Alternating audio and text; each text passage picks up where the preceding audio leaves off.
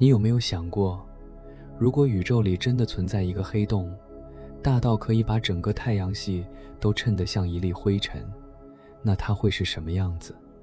它不是科幻电影里的怪物，也不是人类凭空想象出来的深渊，而是科学家真实观测到的宇宙巨兽 TON 618。它可能是人类目前已知最大级别的黑洞之一，质量达到数百亿个太阳那么重。更可怕的是，我们现在看到的它并不是它此刻的样子，而是一束穿越了100多亿年才抵达地球的古老光。也就是说，当这束光从 TON 618身边出发的时候，地球上还没有人类，没有城市，没有望远镜，也没有任何生命知道，在宇宙深处有一个如此巨大的黑暗存在，正在安静地吞噬物质，点亮周围的星系。话不多说，关掉刺眼的灯，戴上耳机，慢慢躺好。今晚我们就从这位粉丝的留言开始，走进人类暂时发现的宇宙最大级别黑洞之一 TON 618的真实故事。故事要从一个看似简单的问题开始：宇宙里最大的黑洞究竟有多大？我们平常说大，往往会想到山脉，想到海洋，想到地球，想到太阳。可是当这个词被放进宇宙里，它会突然失去原来的尺度。地球已经足够庞大，人类在它表面走上一生，也只是在一颗蓝色星球的皮肤上轻轻划过。太阳比地球大得多，它的质量占了整个太阳系质量的绝大部分。可即便如此，当我们把太阳放到黑洞的尺度里，尤其是放到 TON 618这样的超大质量黑洞面前，太阳也会像一粒温柔而渺小的火尘。TON 618并不是一颗普通的星，它最初在人类的望远镜里曾经像一颗微弱的蓝白色星点。那时候人们并不知道它的真实身份，它安静地出现在天空深处，像宇宙在胶片上留下的一点蓝色划痕。1957年，天文学家在一次寻找暗淡蓝星和白矮星的巡天中注意到了它，因为它看起来太像一颗星，于是它被列入了 Tonantzintla 星表，编号是618。于是 TON 618这个名字就这样从一次普通的星表记录里诞生了。可是宇宙最迷人的地方就在于，它常常把最不可思议的东西伪装成最不起眼的样子。后来随着射电天文学的发展，人类开始发现一些奇怪的天体，它们在照片上像恒星一样，是一个个小亮点，可它们却发出强烈的射电信号。它们不像普通恒星，也不像熟悉的星云，它们很亮很远，而且它们的光谱线被拉得非常奇怪。天文学家把这些像恒星一样的射电源称为类星体，英文是 quasar， 意思就是准恒星状天体。类星体这个名字听起来温和，好像只是差不多像星星的东西，但实际上它们可能是整个宇宙里最明亮、最狂暴也最古老的灯塔。它们往往来自极遥远的宇宙深处，来自几十亿年前甚至上百亿年前的宇宙。我们今天看到它们的光，并不是它们此刻发出的光，而是很久很久以前在年轻宇宙中启程的光。所以当你在夜里听到 TON 618这个名字时，你听到的不只是一颗黑洞的名字，你听到的是一束穿越了100多亿年时光的光，终于抵达了人类的望远镜。 TON 618位于猎犬座附近，也靠近北银极的方向，它距离我们极其遥远。字幕中提到的尺度是它的光已经在宇宙中旅行了超过100亿年。这意味着我们看到的 TON 618不是今天的 TON 618，而是宇宙还很年轻时的 TON 618。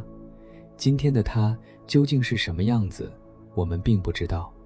它可能早已改变，可能更安静，也可能仍然巨大到超出想象。宇宙把它的现在藏在光速无法立刻抵达的远方，只把它古老的影像慢慢送到我们面前。而最令人震撼的是，汤618并不是因为黑而被发现，而是因为亮。这听起来像一个悖论，黑洞按名字来说应该是宇宙里最黑暗的东西，它的引力强到连光也无法从事件世界内部逃脱，事件世界就是黑洞的边界，一旦越过这条边界，哪怕你是光，也再也没有返回的路。可为什么一个黑洞会成为宇宙里最明亮的天体之一？答案在黑洞之外。黑洞本身不发光，但黑洞周围的物质会发光。当一团气体、一片尘埃、一颗恒星，或者一整片宇宙中的物质被黑洞的引力捕获时，它们并不会总是直接掉进去，很多时候它们会先绕着黑洞旋转，越转越快，越靠越近，形成一个巨大的吸积盘。你可以想象一片看不见边际的炽热漩涡围绕着黑洞缓慢却猛烈地旋转，里面的气体被压缩、被摩擦、被加热，温度高到可以释放出极其强烈的辐射。在这个过程中，黑洞像一个沉默的中心，它不说话，不闪耀，却让周围的一切疯狂发光。物质在它周围被撕扯成细长的流，像被宇宙的潮汐拉成面条一样。这个过程在科学里常被称为意大利面化。这个名字有一点幽默，但背后的物理过程极其残酷。靠近黑洞的一端受到更强引力，远离黑洞的一端受到较弱引力，差异会把物体拉长、撕裂、分解，最后变成绕黑洞旋转的炽热物质流。这些物质越接近黑洞，运动速度越快，吸积盘里的摩擦和碰撞释放出巨大的能量。而在某些情况下，黑洞周围还会喷出接近光速的相对论喷流，喷流像2束宇宙级的光毛，从黑洞附近沿着旋转轴方向射向遥远空间。于是，一个本来最黑暗的天体，反而通过吞噬周围物质，让整个星系中心变得耀眼无比。当星系中心的超大质量黑洞如此活跃，以至于它的亮度压过整个宿主星系，我们就称它为活动星系核。而当这个活动星系核足够明亮、足够遥远，看起来又像一个点状星源时，它就进入了类星体的世界。汤618就是这样一个类星体，一个射电响亮、极端明亮的古老宇宙灯塔。它的亮度有多可怕？字幕里提到，它的光度相当于上百万亿个太阳级别的亮度。你可以轻轻想象一下，一个太阳已经足够照亮地球的白昼，而汤618所代表的类星体光芒，仿佛把无数个太阳的能量压缩在宇宙深处的一个点上。它不是近，所以看起来亮，它是远到难以想象，却仍然能被我们看到。这就是它真正可怕的地方。如果一盏灯隔着整个城市还能照亮你，你会觉得它很亮；如果一盏灯隔着一个星系仍然能被看到，你会觉得它不可思议。而 TON 618的光是从超过100亿年前的宇宙深处，一路穿过膨胀的空间，穿过暗淡的星系间气体，穿过漫长的时间，才抵达地球。它能被我们发现，就已经说明它本身是何等惊人的存在。那么 TON 618中心的黑洞到底有多重？传统估算里，它的质量曾被认为达到约660亿倍太阳质量。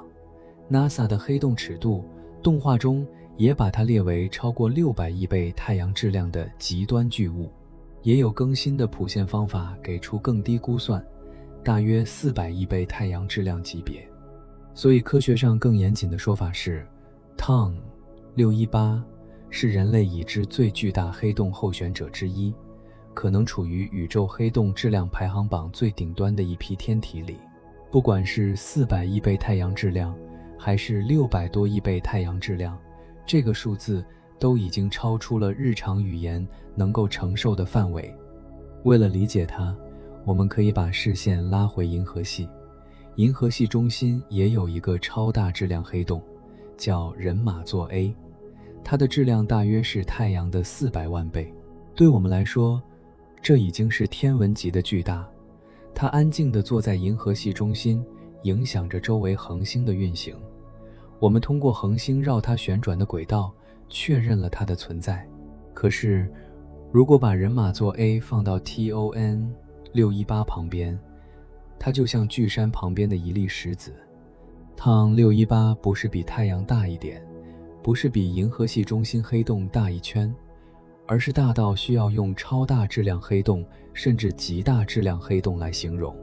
它的史瓦西半径，也就是非旋转黑洞事件世界的理论半径，按照传统质量估算，可以达到1000多天文单位级别。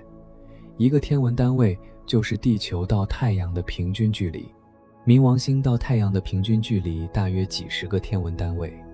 而 TON 618的事件世界尺度可以远远超过冥王星轨道的尺度。你可以想象，把太阳系放在 TON 618旁边，太阳、地球、火星、木星、土星、天王星、海王星，甚至冥王星所在的远方，都显得像黑洞边缘附近的一小段空间。它的事件世界不是一张普通的黑色圆盘，而像是一片巨大的、沉默的宇宙海面。你靠近它的时候，不会看到一张有牙齿的嘴，你看到的可能是一片无声的黑暗，以及黑暗之外炽烈旋转的光环。但 TON 618真正让科学家困惑的地方，不只是它大，而是它在那么早的宇宙里就已经那么大。宇宙年龄大约是138亿年。我们看到 TON 618时，它的光已经旅行了超过100亿年。这意味着在那束光出发的时候，宇宙还远比今天年轻。问题就来了，一个黑洞要长到几十亿、几百亿倍太阳质量，需要吞噬多少物质，需要经历多少时间？如果宇宙当时还年轻， TON 618为什么已经如此庞大？这是现代天文学里一个非常重要的问题。早期宇宙中为什么会出现这么大的黑洞？它们是怎样迅速成长起来的？一种解释是 TON 618这样的黑洞可能不是从普通恒星死亡后一步步成长起来的。普通恒星在生命尽头发生超新星爆发，核心坍缩后可能形成恒星级黑洞。可是恒星级黑洞最初只有几倍到几十倍太阳质量，要靠不断吞噬和并合，长到几十亿甚至几百亿倍太阳质量并不容易。如果时间太短，普通成长路线就显得缓慢。于是科学家提出了另一种可能，直接坍缩黑洞。所谓直接坍缩，是指早期宇宙中巨大的气体云在某些条件下没有先形成大量普通恒星，而是整体在自身引力作用下迅速坍缩，直接生成一个质量很大的黑洞种子。这个黑洞种子一出生就不是小婴儿，而是一个巨大的起点。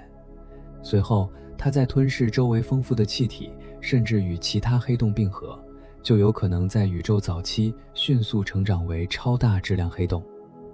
你可以把这理解成两种不同的成长方式。普通恒星级黑洞像一滴水，要一点点汇成湖泊，而直接坍缩黑洞像是一片云突然坠入低谷，一开始就形成了巨大的深潭。TON 618如果真的那么早就拥有如此巨大的质量，它可能就是宇宙早期极端环境下的产物，是年轻宇宙留给今天人类的一道难题。现在让我们把时间线拉回发现史。1957年，它只是星表中的一个蓝色小点。那时类星体这个概念还没有真正进入天文学家的视野，人们以为它可能是一颗普通的蓝星或者白矮星之类的天体。直到20世纪60年代，天文学家开始意识到那些看似像星星的射电源并不简单。马丁·施密特等科学家研究类星体光谱时发现，它们的谱线发生了巨大的红移。红移是什么？可以想象一辆救护车从你身边驶过，当它靠近时，声音听起来更尖；远离时，声音变低。这是声波的多普勒效应。光也有类似现象。当一个天体远离我们时，它发出的光波长会被拉长，向红色方向移动，这就是红移。在宇宙尺度上，遥远天体的红移还与宇宙膨胀有关。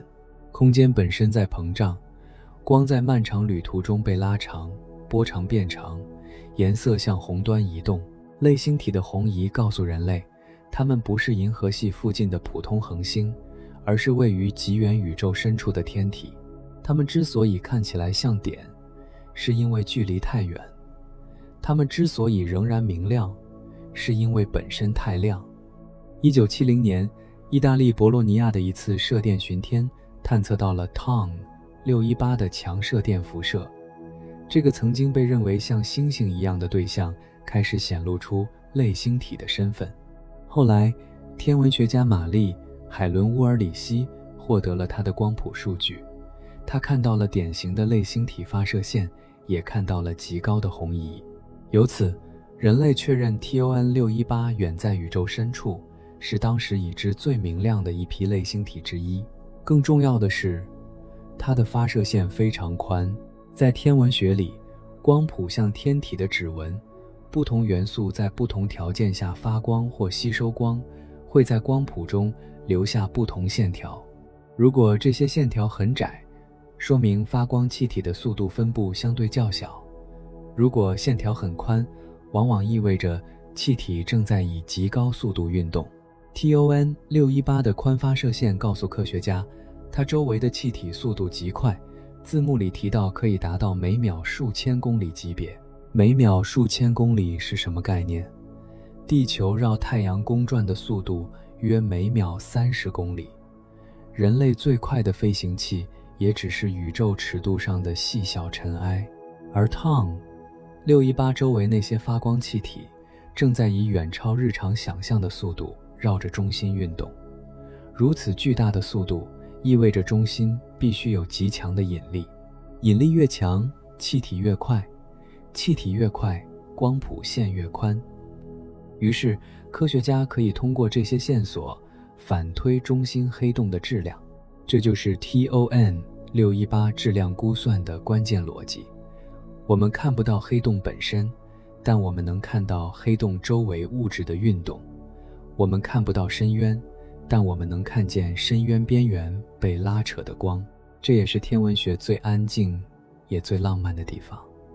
人类并不是用手触碰宇宙，而是用光的细节读出宇宙的重量。我们没有抵达TON 618，却通过它的光谱、亮度、红移、气体速度，推测出那里可能坐着一个几十亿、几百亿倍太阳质量的黑洞。可是，科学越真实，越不会把所有答案说死。TON 618的宿主星系我们几乎看不清，因为它的类星体核心太亮了，亮到周围的星系被淹没在光里。就像你在黑夜里看一盏强烈的探照灯，你很难看清灯后面的建筑。TON 618的光芒太耀眼，以至于它周围星系的结构、恒星分布、真实环境都被它自己掩盖了。因此，我们知道它明亮，知道它遥远，知道它的光谱异常宽，知道它很可能由一个极端巨大的黑洞驱动，但我们仍然不能像观察近处星系那样清楚地看见它所在的星系全貌。许多关键证据还藏在光芒背后。这就是字幕中提出疑问的地方。TON 618真的是我们以为的那种东西吗？它真的是宇宙中最大的黑洞吗？还是说，我们对它的估算里还有某些未知误差？类星体多见于早期宇宙，因为早期宇宙的星系更年轻，气体更多，星系碰撞和并合更频繁，中心黑洞更容易获得大量物质，进入活跃吞噬状态。当黑洞周围有充足气体时，吸积盘会明亮，喷流会强烈，类星体就像宇宙灯塔一样被点亮。但随着时间流逝，许多星系中心的黑洞会逐渐吃掉周围容易获得的气体，变得相对安静。像我们银河系中心的人马座 A， 现在就并不处在极端明亮的类星体状态，它仍然是黑洞，但不是宇宙中那种耀眼的灯塔。于是汤618看起来又让人困惑了。如果一个黑洞太大，它可能会更容易直接吞掉物质，而不是把物质撕成明亮的吸积盘。那为什么一个如此巨大的黑洞仍然能以类星体形式发出极端强光？是因为它周围的气体环境太丰富？是因为它所在的早期星系还很混乱？还是因为我们对超大质量黑洞的吸积过程理解的还不够完整？科学家不能轻易下结论，因为宇宙从来不是为了符合人类直觉而存在的。有些理论曾提出，黑洞的质量可能存在某种上限，当黑洞超过某个尺度后，吸积盘可能难以维持，黑洞会变得不那么明亮，成长也可能受到限制。字幕里提到，有观点把这个上限设想在约500亿太阳质量附近，但 TON618 这样的对象恰恰挑战了这些想象。它像是在告诉我们，你们以为宇宙有一堵墙，可我可能正站在墙外。当然，也可能是我们测量它的方法仍有偏差。类星体质量往往依赖间接估算，不同发射线、不同模型、不同假设可能得到不同结果。比如使用氢贝塔谱线或碳四谱线，可能会影响对气体速度和黑洞质量的判断。我们需要更高精度观测、更完善的模型，才能确认它究竟有多重。所以，在这个故事里，汤618不是一个简单的冠军，它更像一扇门，门后是一个问题：早期宇宙到底怎样快速制造出巨大的黑洞？当你想到这里，可以把呼吸放慢一点，想象自己漂浮在宇宙里，看着那一点古老的光。它没有声音，却像在安静地说：人类，你们还只看见了宇宙的一小部分。除了汤618，宇宙中还有其他巨型黑洞候选者，比如 S50014+81，它也是一个极其遥远、极其明亮的类星体，曾被认为拥有约400亿倍太阳质量级别的黑洞。可是它还有一个特殊情况，它可能是曜变体。所谓曜变体，是一种喷流正好朝向地球方向的活动星系核。当相对论喷流几乎对准我们时，它的亮度会因为相对论效应被增强，看起来比真实情况更亮。这样一来，如果我们仅仅根据亮度反推质量，就可能高估它中心黑洞的质量。这就像一盏手电筒，如果它的光束不是照向你，你看到的亮度有限；如果它正好直直照进你的眼睛，你会觉得它格外刺眼。但这并不一定说明手电筒本身更大，只是方向改变了你接收到的光。还有 IC1101，它是一座庞大的超巨椭圆星系，位于约10亿光年外。它常被称为已知最大星系之一，直径可能达到数百万光年级别，远超银河系。按照星系质量和中心黑洞质量之间的经验关系， IC1101 中心很可能也藏着一个极其巨大的黑洞。有人推测，它的黑洞质量可能达到数百亿甚至更高太阳质量。但由于距离和观测限制，我们无法直接精确测量它的中心黑洞，所以它仍然是一个充满不确定性的候选者。还有 H1821+643，它也是一个类星体，距离我们相对更近一些，中心黑洞质量被测量为约数百亿倍太阳质量级别。相比那些更遥远、更难看清的候选者，它的质量估算更稳一些。它同样巨大，同样令人敬畏，但在极限尺度上，汤618仍然是那个经常被拿来作为宇宙黑洞尺度天花板的名字。这些巨型黑洞共同构成了一个令人安静却不安的问题：黑洞到底能长到多大？在恒星级尺度上，黑洞已经足够可怕。一颗大质量恒星死亡后，核心坍缩形成黑洞，它的半径可能只有几十公里，但质量却能达到太阳的数倍甚至数十倍。这样的小型黑洞已经能让周围时空发生巨大弯曲。再往上是中等质量黑洞，它们可能是恒星级黑洞并合、星团核心坍缩或其他机制形成的桥梁。再往上是星系中心的超大质量黑洞，从数百万到数十亿倍太阳质量不等。它们像星系的暗心脏，安静地影响着周围恒星和气体的运动。而 TON 618这样的对象则站在更极端的边缘。它不只是星系中心的一颗黑洞，而是一个尺度大到可以和太阳系做比较的宇宙深渊。它的存在让人意识到，黑洞不是单一类型的怪物，而是一整条从恒星残骸到宇宙巨兽的谱系。你可以想象，一颗恒星级黑洞像夜里的一口深井，银河系中心的黑洞像一座看不见底的湖，而 TON 618则像一片没有暗线的黑色海洋。海洋之外是明亮到刺眼的吸积盘，海洋之内是任何光都无法返回的沉默。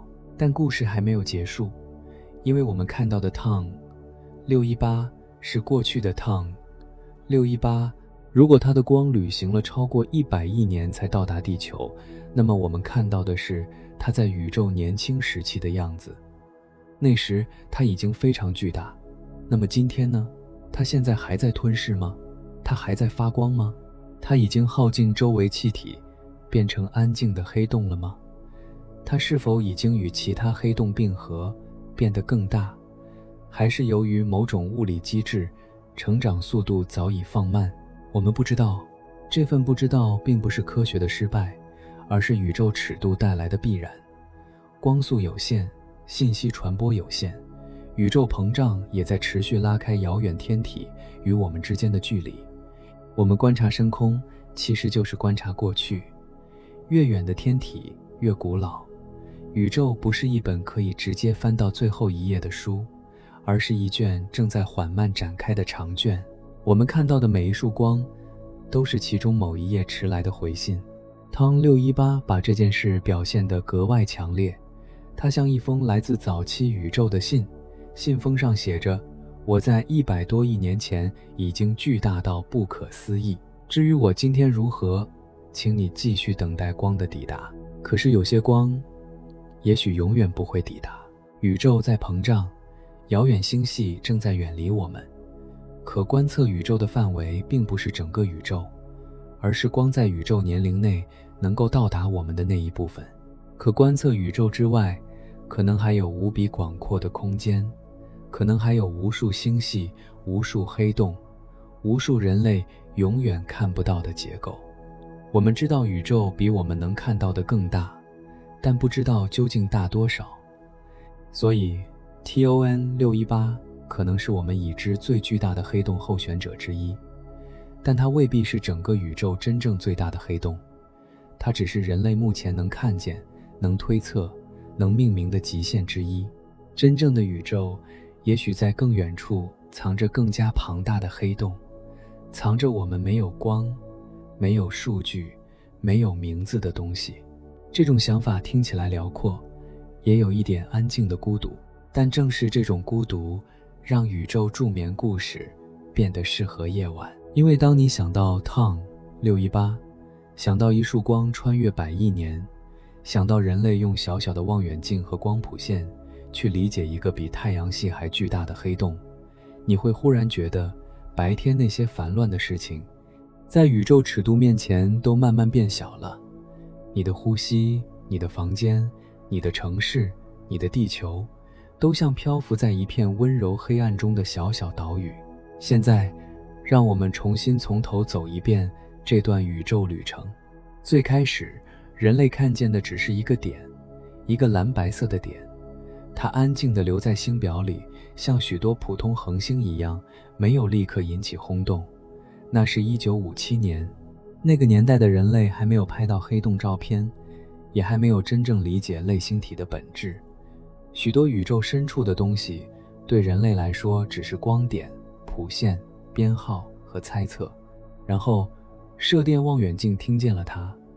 光学照片里像星星的东西，在无线电波段却发出强烈信号。宇宙好像在用另一种声音说：你们看错了，我不是普通的星。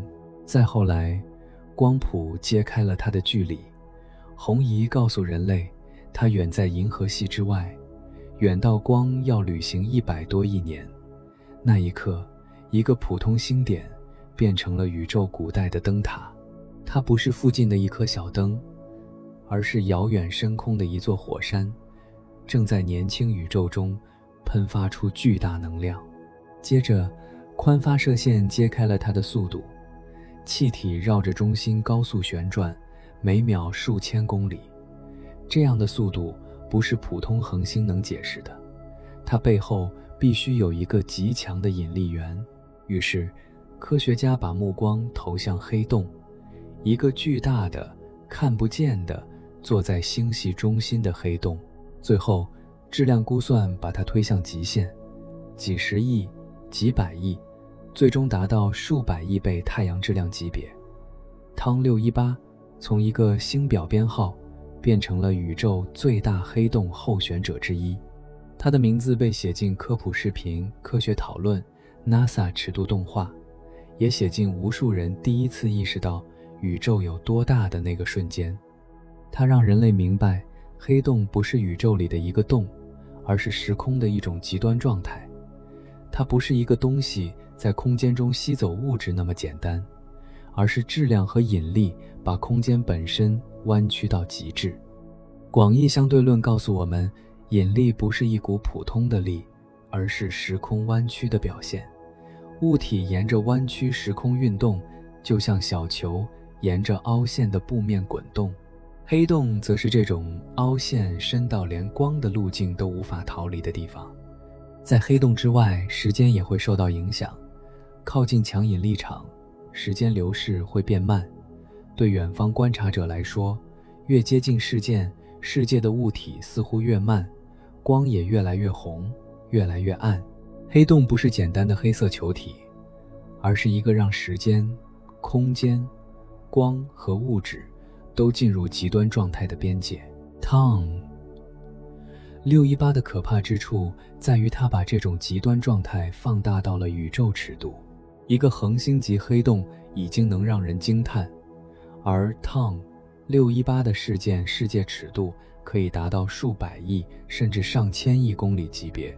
你不是在想象一颗星星的死亡，而是在想象一个可以吞下太阳系尺度空间的引力边界。可是，它又离我们非常远，远到完全不会影响地球。它不是威胁，而是信号。它不是夜晚会靠近我们的怪物，而是遥远宇宙送来的知识。它让我们害怕，也让我们安心。害怕是因为宇宙如此巨大，安心是因为我们能用科学慢慢理解它。这就是科学助眠故事最适合618的地方。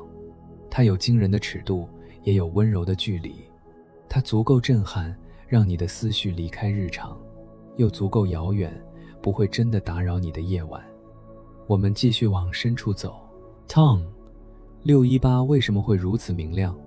因为它正处在类星体状态。类星体不是黑洞本身发光，而是黑洞周围的物质在坠落前发光。你可以想象一条宽广的宇宙河流，河水不是水，而是气体、尘埃、等离子体和碎裂的恒星物质。它们围绕黑洞旋转，越转越快，越压越热。摩擦把引力能转化成辐射，释放出紫外线、X 射线、可见光、无线电波。整个星系中心因此像被点燃一样。如果吸积盘足够强，如果喷流方向合适，如果周围气体足够丰富，一个遥远星系的核心就能亮过宿主星系里所有恒星的总和。TON 618正是这种极端版本，它像宇宙深处一枚过度燃烧的心脏，明亮到把自己的家园都遮住。但类星体不是永久状态，黑洞不会一直明亮，它需要燃料。没有气体，没有落入的物质，黑洞就会变得安静。它仍然存在，仍然强大，却不再像灯塔一样闪耀。许多星系中心的黑洞可能曾经是类星体，后来耗尽了容易吞噬的气体，逐渐安静下来。也许银河系中心的人马座 A 在很久以前也有过更活跃的阶段，只是今天我们看到它时，它已经进入相对平静的状态。TON 618呢？它在100多亿年前是耀眼的，今天它是否仍然耀眼，我们不知道。也许它已经吃掉了周围大量气体，变成一个沉默的巨型黑洞。也许它仍在星系中心缓慢吞噬，像一口古老的井，继续吸引周围物质。也许它经历过并合，变得更加巨大。也许它的星系早已演化成我们无法直接看到的形态，它的一切现在都被宇宙距离藏起来了。有时候，天文学最深的美感就来自这种只能看见过去。我们抬头看夜空时，看到的月亮是1秒多以前的月亮，太阳是8分钟前的太阳，最近恒星是几年前的光，遥远星系是几百万、几亿年前的光，而TON 618是100多亿年前的光。夜空不是一个同时存在的画面，而是一整片时间的拼贴，每一个亮点都来自不同年代。你看见的不是空间，而是时间的深景。当你想到这里，可以让心慢慢安静下来。我们其实一直生活在时间的光里，每一束星光都是过去，每一次观测都是回望。TON 618只是把这种回望拉到最深的尺度。现在我们来讲一个更细的画面。假如你坐在一艘想象中的飞船里，当然这只是为了帮助理解，不是真实旅行。飞船从地球出发，穿过月球轨道，离开火星，掠过木星，越过土星的光环，再经过天王星和海王星的冰冷轨道。你回头看，太阳已经变成一颗明亮的小星。继续向外，冥王星轨道也被抛在身后。太阳系的熟悉结构越来越小，行星变成点，轨道变成淡淡的圆线。然后你把 TON 618的事件世界尺度放在这片空间里，你会发现那个黑洞的边界可能比这些行星轨道的组合还要夸张。它不是在太阳旁边放一个黑球，而像是把整个太阳系放到一个无法逃离的暗影附近。这样一比较，你会明白数百亿倍太阳质量不是一个抽象数字，而是一种让太阳系都失去比例感的存在。可是如果继续缩放， TON 618又会变小。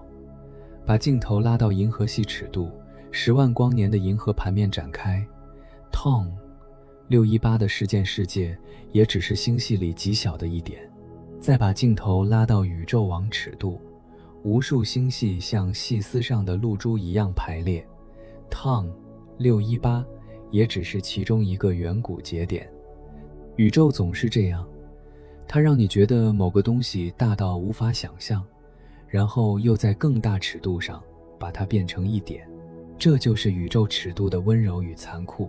我们回到科学争议， TON 618是不是最大的？目前不能用一句绝对的话结束，因为最大黑洞这个称号取决于观测方法、模型假设、质量估算误差，也取决于我们是否能发现更大的对象。很多黑洞无法直接测量，只能通过宿主星系、恒星运动、气体运动、引力透镜、类星体光谱等方式间接推断。不同方法有不同优缺点，类星体质量估算尤其复杂。我们需要知道宽线区的大小，需要估计气体速度，需要假设气体主要受中心黑洞引力控制。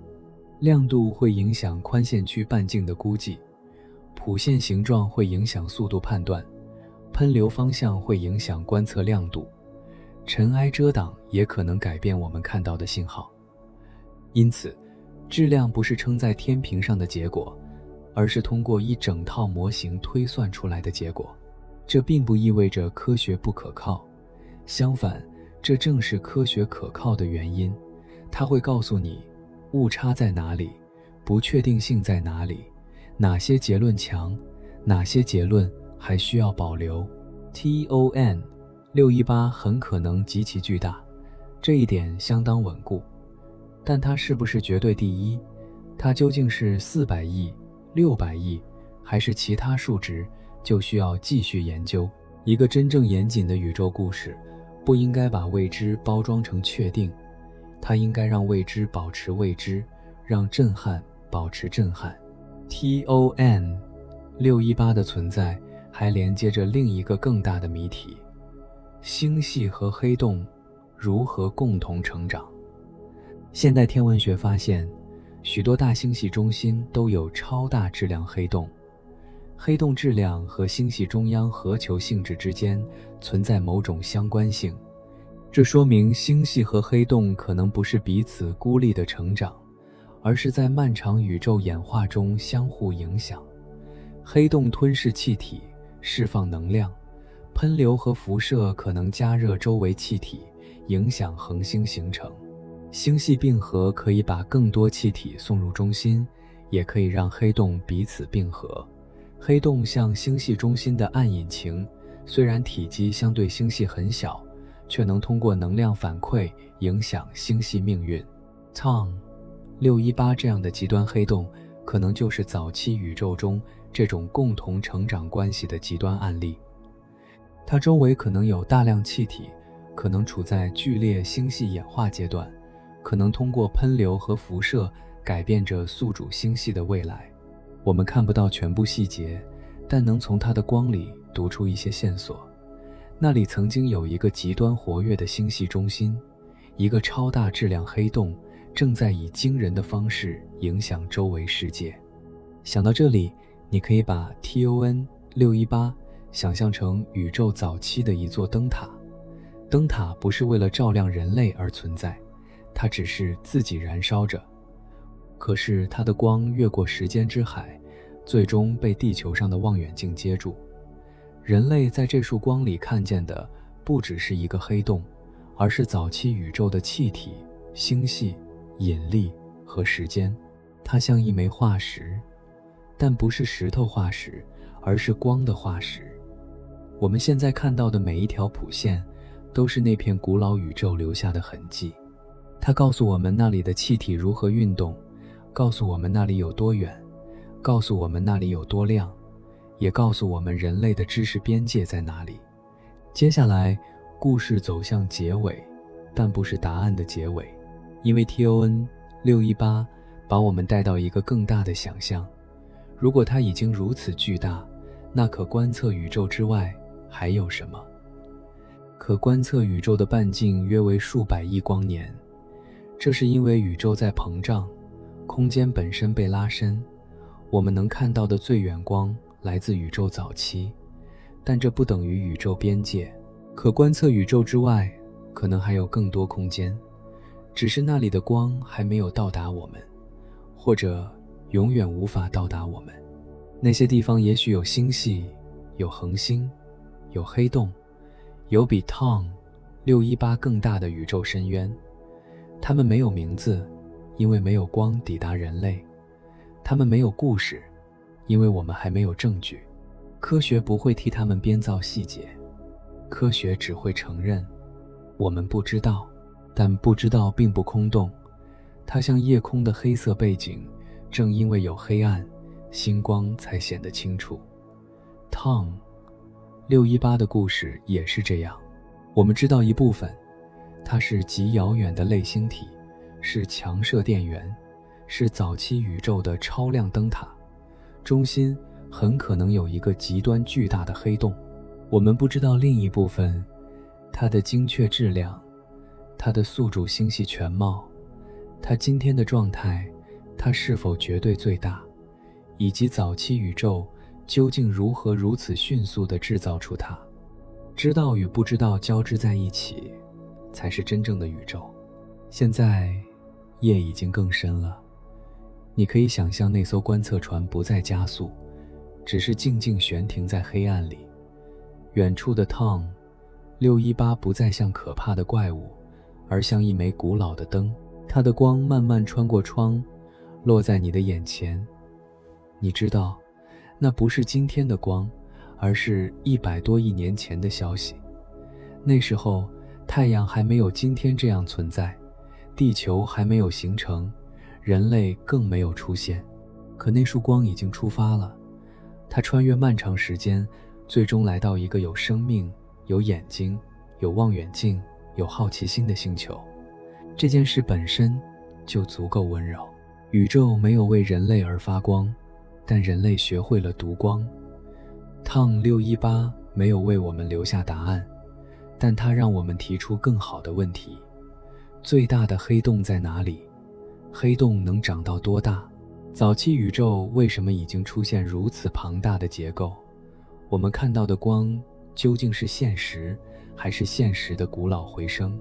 也许有一天，新的望远镜会看得更清楚，也许更高精度的光谱会修正 Tom 618的质量，也许我们会发现更大的黑洞，也许 Tom 618会从最大候选者变成曾经的记录保持者。这不会削弱它的意义，因为科学里的伟大不只属于冠军，也属于那些逼迫人类扩展想象边界的天体。 TON 618就是这样的天体，它让我们知道宇宙可以在黑暗中发出最强的光，让我们知道一个看似普通的蓝色星点可能藏着比太阳系更大的黑洞边界，让我们知道时间可以被光拉得如此漫长，也让我们知道所谓答案有时只是下一次提问的起点。所以今晚当你慢慢闭上眼睛，可以不用急着记住所有数字，你不必记住它到底是400亿还是600多亿倍太阳质量，不必记住每一条谱线和每一种模型，你只需要记住一个画面。在宇宙很年轻的时候，有一个遥远星系的中心，一口巨大的黑洞正在吞噬气体，它周围的吸积盘炽热发光，喷流刺穿黑暗，整个星系核心亮到压过无数恒星。那束光出发，穿过100多亿年的宇宙，最后来到地球，来到人类的仪器，来到今晚你的耳边。它轻轻告诉你，宇宙比你想象的更大，也比你想象的更安静，而你此刻只需要呼吸。在这片安静里， Tom 618仍然留在远方，它不会靠近你，不会惊扰你，它只是继续作为一个古老问题悬在宇宙深处。人类会继续观测它，修正它，理解它。也许答案会改变，但敬畏不会改变。黑洞是宇宙里最深的沉默，而 Tom 618是这份沉默边缘最耀眼的一圈光。它告诉我们，有些黑暗并不是终点，而是通往理解的入口；有些遥远并不是隔绝，而是让一束光拥有了穿越时间的意义。今晚的故事到这里可以慢慢落下，你可以把那枚遥远的类星体想象成夜空尽头的一盏灯，它很远，很古老，很巨大，却也很安静。它曾经被误认为普通星星，后来被认出是类星体，再后来被推测拥有宇宙中最庞大的黑洞之一。它经历了人类认识的变化，也见证了科学从猜测走向证据，从证据走向更深的不确定。当你入睡时，地球还在转动，太阳系还在银河系中运行，银河系还在宇宙网中漂流。TON 618的古老光芒仍在数据里闪烁，像一封没有完全读完的信。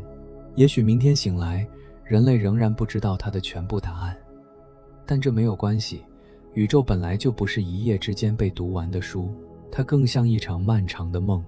而 Tom 618就是这场梦里一口巨大、安静、发光的黑洞。